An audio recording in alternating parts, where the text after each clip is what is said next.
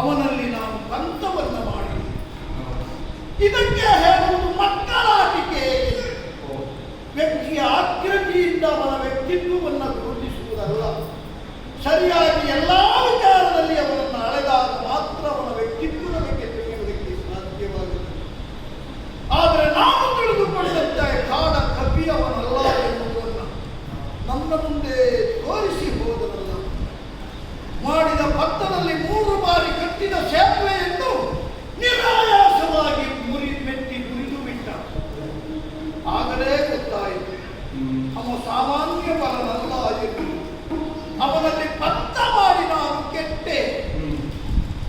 ಇದುವರೆಗೆ ನಾನು ಅನುಸರಿಸಿಕೊಂಡು ಬಂದ ದಾರಿಯಾಗುವುದು ಅಲ್ಲ, ಭಾರತ ದಶದಿಕ್ಕಿನಲ್ಲಿ ತೋರಿದಂತಹ ಸಾಮರ್ಥ್ಯ ಎನ್ನುವುದನ್ನೆಲ್ಲ ಗ್ರಹಿಸಿದರೆ ಎಲ್ಲವೂ ಮಣ್ಣುಪಾಲಾಗಿ ಹೋಯಿತು. ಸಾಮಾನ್ಯ ಕಥೆಯಿಂದ ನನ್ನ ಪಾಲಿಗೆ ಸೋಲಾಯಿತು ಅಂತಾದರೆ ನಿಜವಾಗಿ ನಮಗೆ ಈ ಜೀವನವೇ ಬೇಡ ಅಂತ ಅನ್ನಿಸಿಬಿಟ್ಟಿದೆ.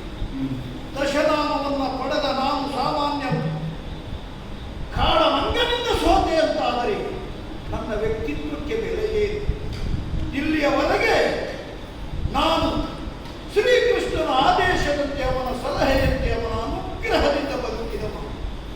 ಇಂದು ಆ ಹಕ್ಕಿದೇವನ ಕರುಣೆ ನನ್ನ ಮೇಲಿಲ್ಲದೆ ಹೋಯಿತೆ. ಇನ್ನು ನಾನು ಬದುಕುವ ಹಾಗೆ. ಆದರೂ ಆ ಕಪಿ ಸಾಮಾನ್ಯ ಎನ್ನುವುದಾಗಿ ಗುಣದಿಂದಲೂ ತಿಳಿದುಕೊಳ್ಳುವುದಕ್ಕೆ ಸಾಧ್ಯ. ಕೈ ಸೋತು ಚಿತ್ತಾಕ್ರಾಂತನಾಗಿ ಕುಳಿತುಕೊಂಡಿರುವ ನನ್ನಲ್ಲಿ ಸಾಯುವುದಕ್ಕಾಗಿ ಭೀತಿ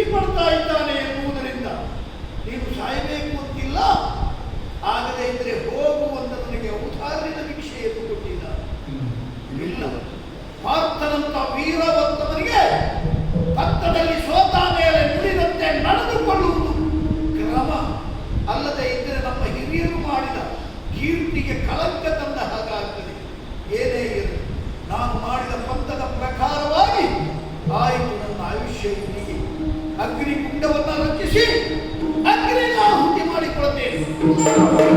ಹಾಗೆ